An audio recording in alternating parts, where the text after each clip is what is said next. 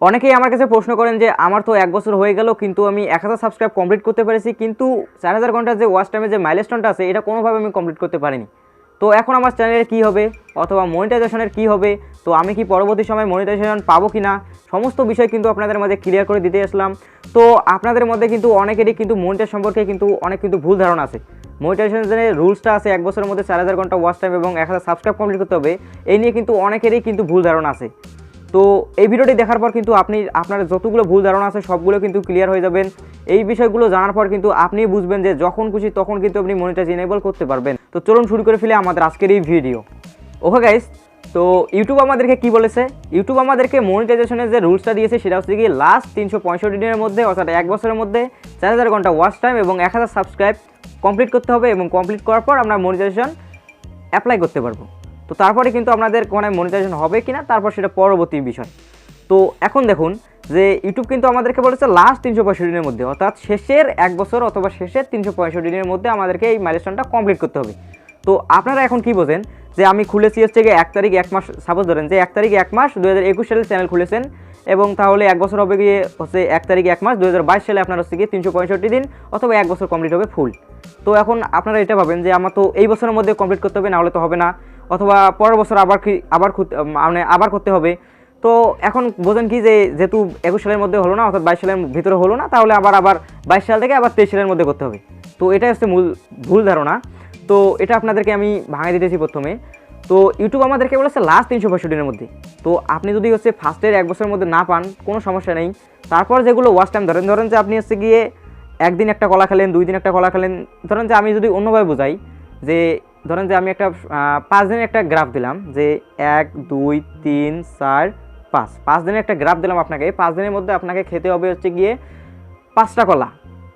তো এখন 5 দিনের মধ্যে যদি আপনাকে 5টা কলা খেতে বলি, অর্থাৎ ধরেন যে ইউটিউবও আপনাকে বলেছে যে লাস্ট মানে 5 দিনের মধ্যে যদি আপনি 5টা কলা খেতে পারেন তাহলে আপনাকে মনিটাইজেশন দেওয়া হবে। তো আপনি 5 দিনের মধ্যে প্রথম দিন খেলেন 0, দ্বিতীয় দিন খেলেন 0, তৃতীয় দিন খেলেন 2টা, তারপরের দিন খেলেন 1টা, তারপরের দিন খেলেন 0টা। তার মানে এখন আপনি কয়টা কলা খেলেন?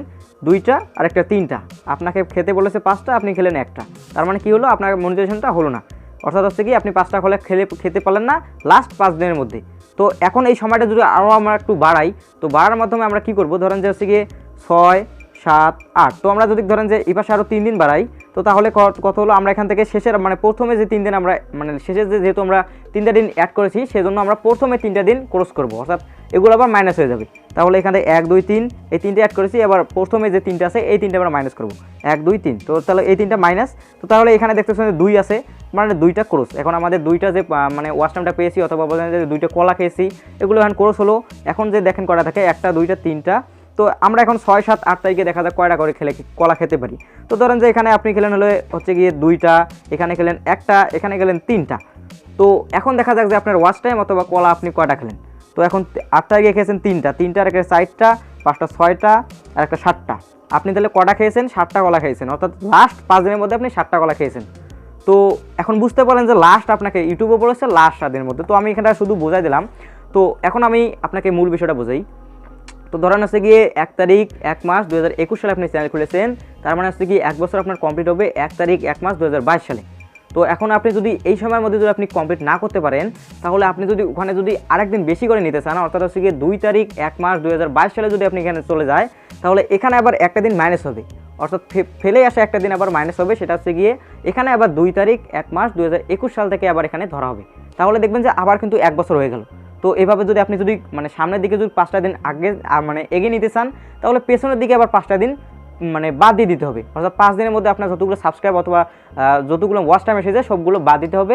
সামনের দিনেরগুলো যদি ধরতে চান তাহলে পেছনেরগুলো বাদ দিতে হবে। তো আই হোপ যে বুঝতে পারছেন বিষয়টা। যদি না বুঝতে পারেন তাহলে আবারও শুরু থেকে দেখুন, তাহলে বুঝতে পারবেন একদম ক্লিয়ারটা। তো এই ছিল আমাদের আজকে ভিডিও। তো আই হোপ যে ভিডিওটি ভালো লেগেছে। তো অনেকের কিন্তু কনফিউশনে থাকে যে আমার এখন কী হবে, আমার তো চ্যানেলের 1 বছর হয়ে গেল, এখন আমি মনিটাইজেশন পাবো কিনা, অথবা আবার ওখান থেকে আবার আমাকে 2022 সাল থেকে আবার 23 সালের মধ্যে আবার আমাকে কমপ্লিট করতে হবে, কমপ্লিট করতে পারি কিনা, মানে অনেকেই কিন্তু অনেক ডিপ্রেশনে চলে যায়। সো এই ছিল আমাদের আজকে ভিডিও। তো আই হোপ যে আর কোনো সমস্যা নেই মনিটাইজেশন রুলস সম্পর্কে। সো ভিডিওটি ভালো লাগে অবশ্যই একটি লাইক দেবেন, চ্যানেলে নতুন দর্শক হয়ে থাকলে সাবস্ক্রাইব করবেন, বেল আইকন অন করে দেবেন।